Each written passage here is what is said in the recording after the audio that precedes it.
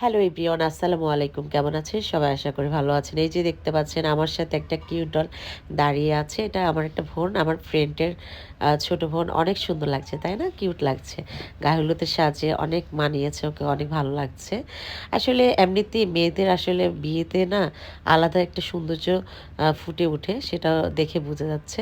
আর stage সাজানো হয়েছে, band শিল্পী এনেছে এবং সেখানে আলাদা করে সব গায়ে হলুদে ছেলেমেয়েরা স্টেজেও ড্যান্স করেছে। আর আমার কেন জানি গায়ে হলুদের মানে গায়ে হলুদ খুব ভালো লাগে। বিয়ে বলেন, বৌভাত বলেন, সবথেকে গায়ে হলুদের প্রোগ্রাম বেশি ভালো লাগে। কারণ সেখানে অনেক এনজয় করে, মজা করে। এই যে দেখতে পাচ্ছেন বোনটা দেখতে, দেখতে অনেক লম্বা, অনেক লম্বা হয়ে গেছে, তাই না? সে অথচ কয়েক বছর আগে আমার ছেলের নাম রাখার অনুষ্ঠানে আমার ফ্রেন্ডের সাথে আসছিল। তখন কতটা ছোট ছিল। আসলে মেয়ে মানুষ বড় হতে সময় লাগে না।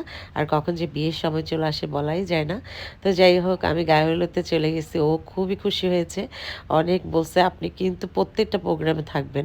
আর আপনি কিন্তু তাড়াতাড়ি যাবেন না।" আমি বলি কি, "হ্যাঁ, হ্যাঁ, আমি থাকবো, থাকবো।" কারণ আসলে স্বাভাবিক। ওর যেহেতু একটা গায়ে হলুদের প্রোগ্রাম, ও যাতে হ্যাপি থাকে। আমি অবশ্য সারারাত থাকতে পারিনি, চলে আসতে হয়েছে।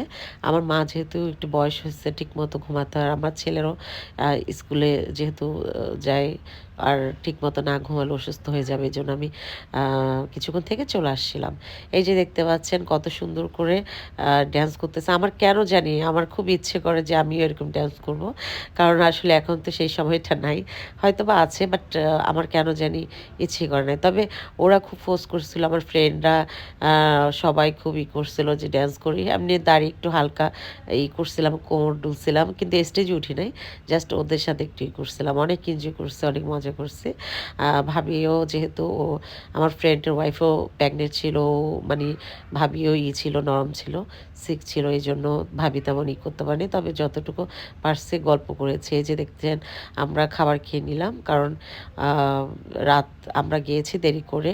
আর আমার ফ্রেন্ড বলল, "তাড়াতাড়ি খেয়ে নে, আমি যেহেতু ব্যস্ত আছি এদিকে, তোরা খেয়ে টেয়ে প্রোগ্রাম এনজয় কর।"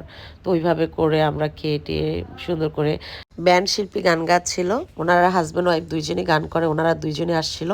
তো আমার দুজনের গানই অনেক ভালো লাগছিল। অবশ্য আমার ফেসবুক আইডি যখন ছিল তখন আমার আইডিতে ওনারা দুইজনই অ্যাড ছিল। ওনাদের কিছু কৌতুক ফানি ফানি ভিডিওগুলো আমি উপভোগ করি। আসলে সেগুলো অনেক ভালো লাগে।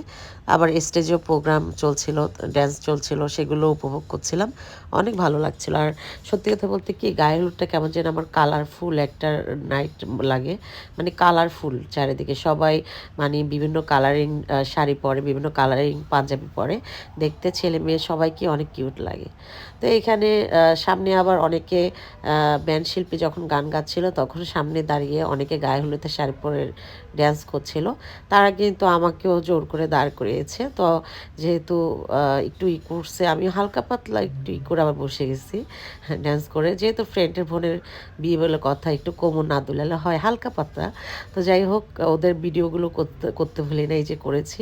তো সবাই ভালো থাকবেন আর দোয়া করবেন আমার ফ্রেন্ডের বোনের জন্য। ও যাতে সবসময় সুখে থাকে, ভালো থাকে। ধন্যবাদ। আসসালামু আলাইকুম।